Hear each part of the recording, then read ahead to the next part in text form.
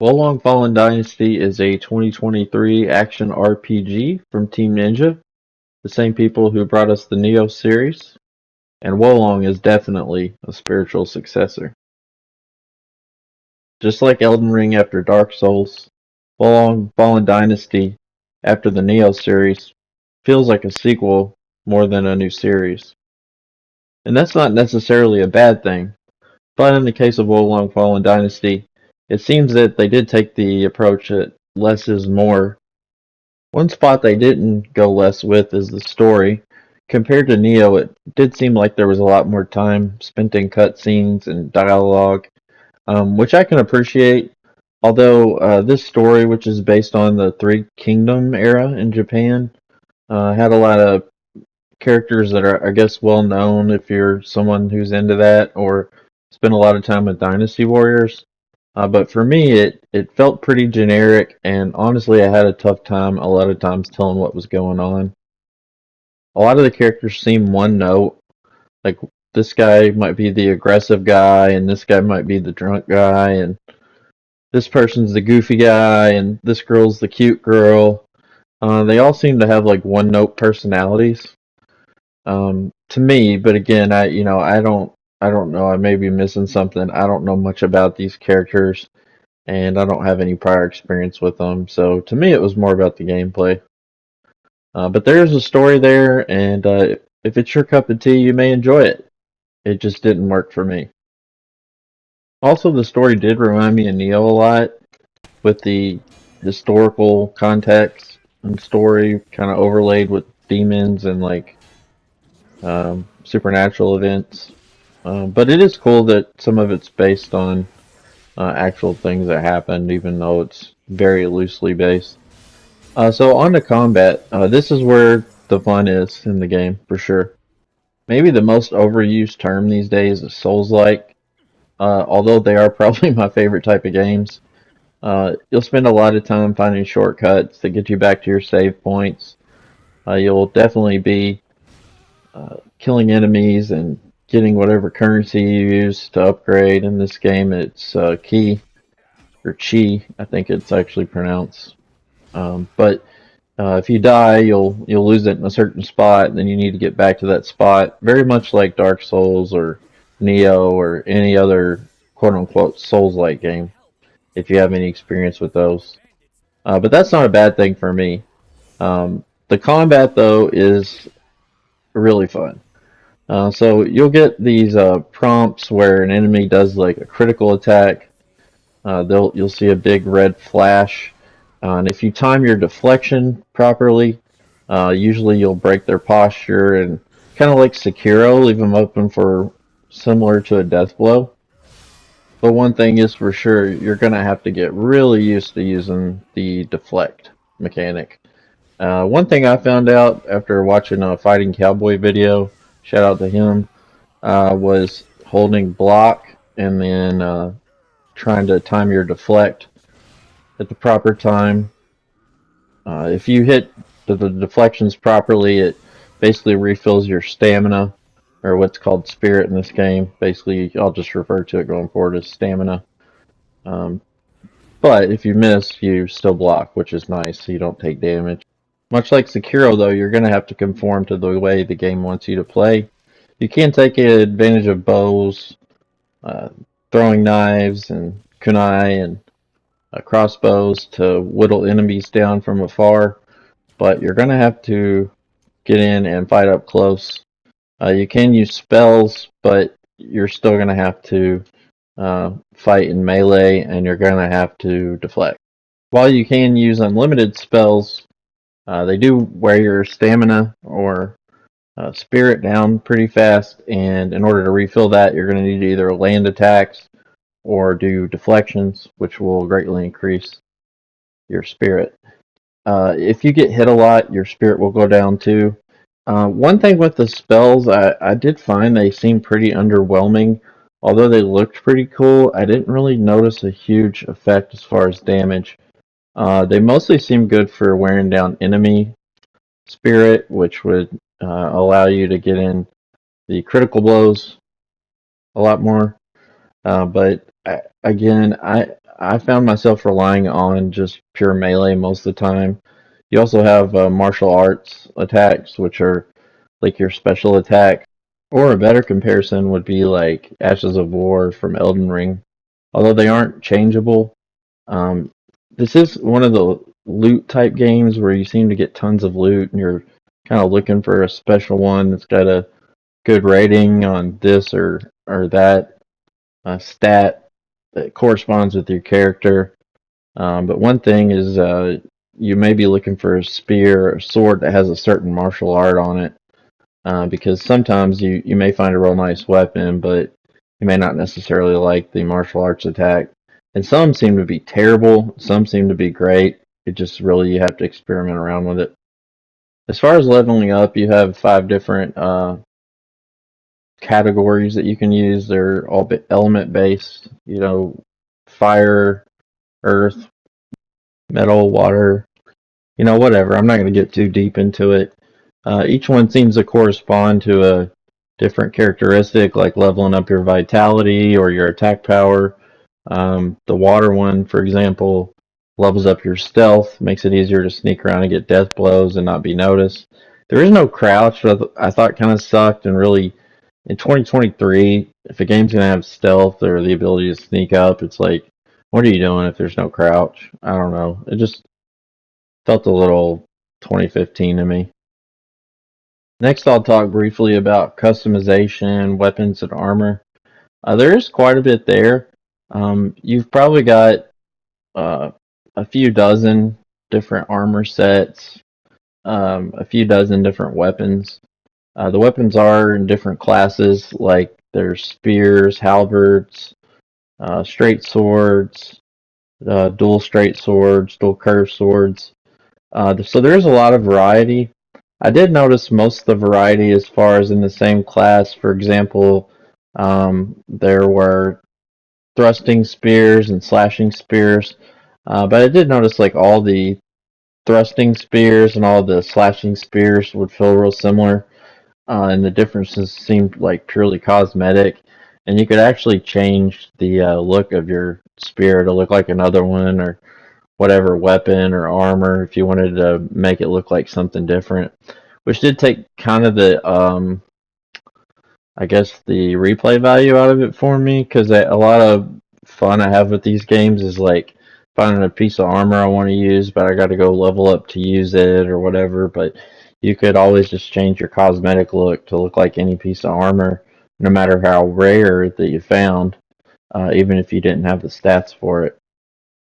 As far as armor, there's all different options: light, medium, heavy. You have different agility levels based on how much weight you're carrying. It's like the normal Elden Ring, Dark Souls type setup.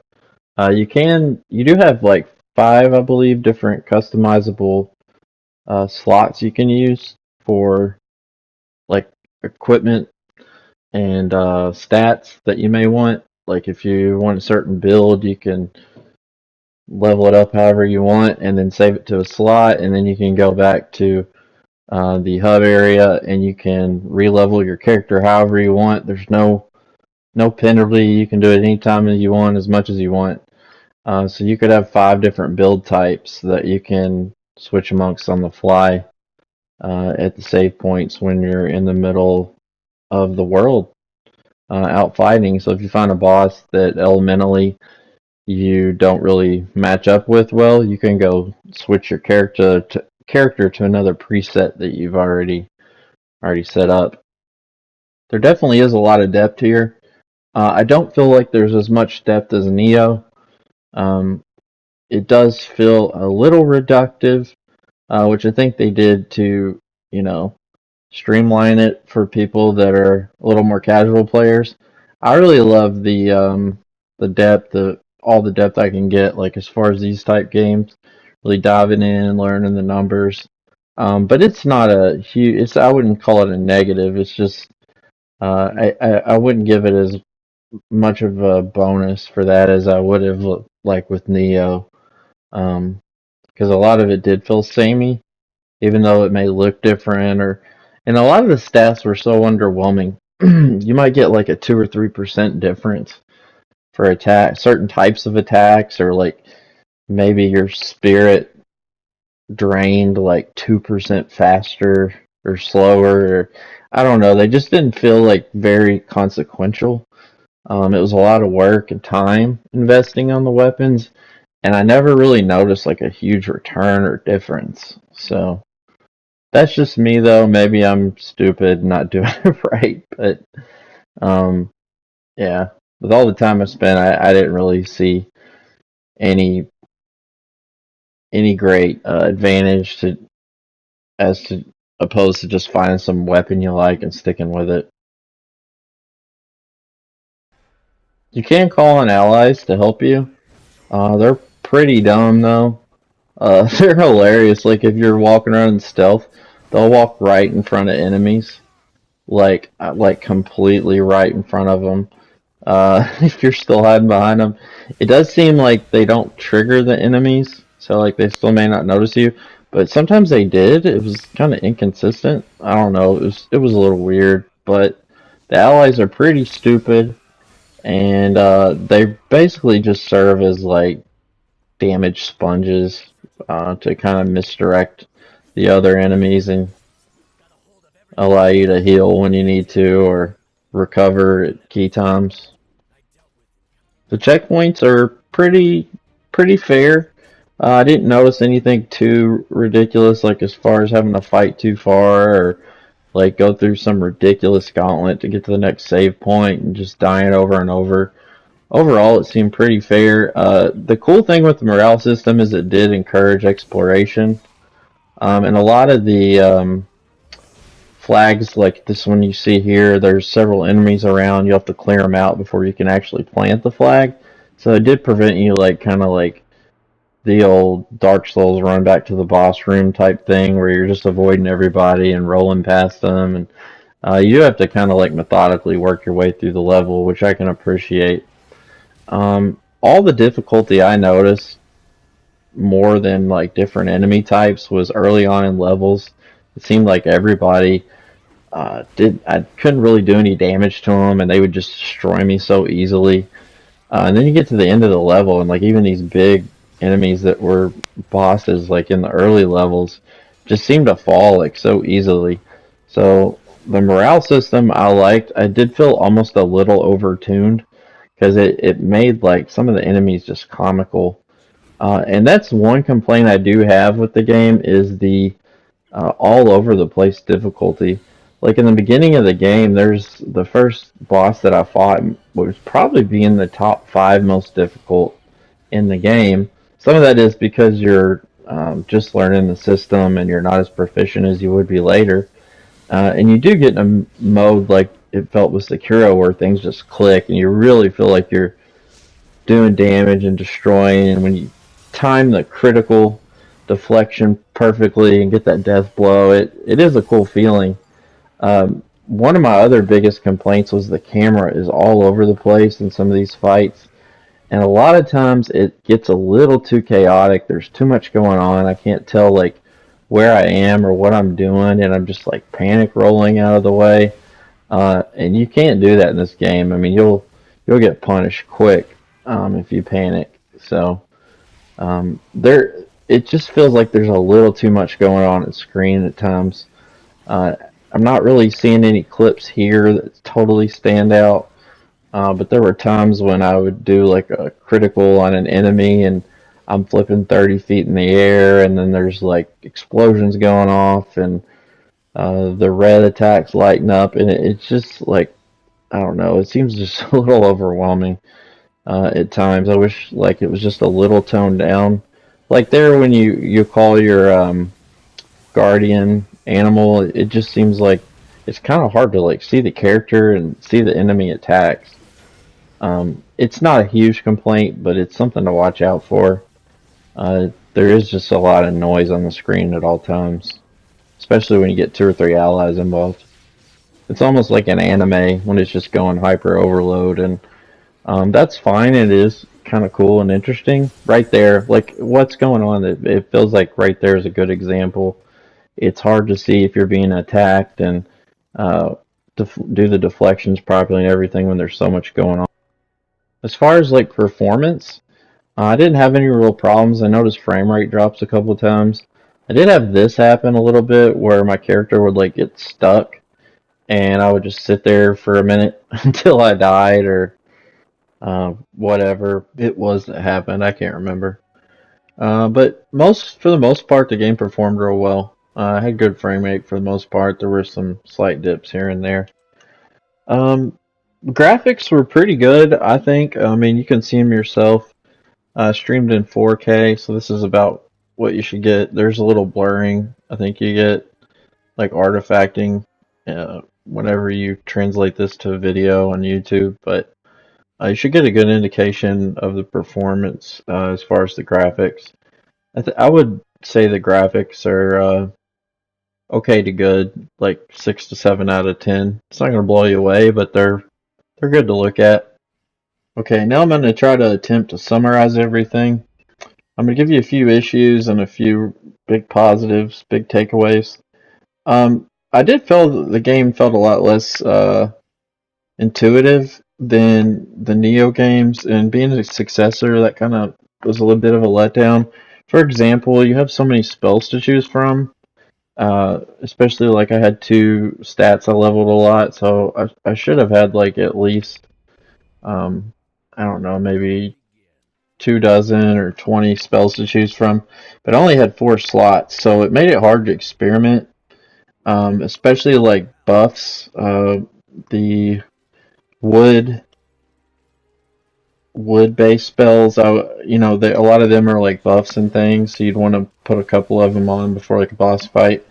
And then I have my offensive spells, so it's like I only had 4 slots. It was just hard to like experiment with anything, and then also have your normal damage spells. In Neo, you could equip up to 8, and you had like 2 spell menus you could swap between. Secondarily, the length did feel a little bit of a letdown compared to Neo. I did play their like whatever their, I don't know if it was it wasn't a game of the year, but whatever their like post launch with all the DLC packaging of the game. And it felt really long. I remember playing it for, I had like 100 hours in it by the time I was done. And maybe that's all DLC, but it just seemed a lot shorter as far as the main story. I think I put in around 35 hours total, and I spent a lot of time in the hub world, like as much as I could, really. Samey level designs.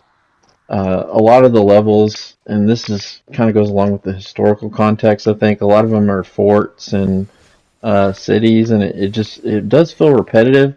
Although I will say they did a really good job as far as like the scenery changes. Like even though the level designs feel similar, at least you're like looking at different things in different levels. Like you have different color palettes and bright levels, dark levels, snow levels, jungle levels, and then you get these crazy ones at the end of the game where like they're facing, like the whole world's being ripped apart. But overall, I would say I'm going to give this game a 7 out of 10. I wanted to give it better for the combat, but honestly, I was underwhelmed in a few ways. I expected a little more coming from Neo 2. I just really liked that game so much. I would probably give it like an 8 to 8.5, where I would give this one a 7. It just felt a little bit reductive, a little bit of a step backwards. In some ways, it is more of a technical achievement. The combat does feel very refined. It is a lot more fast paced, but it does feel like they tried to streamline a little bit too much for my taste in a lot of areas. And this is coming from someone who really likes Souls-like games. I enjoyed my time with it. It was just, I did feel a bit of a letdown as to what I expected. For more WoLong, check out my Let's Play, and don't forget to like and subscribe.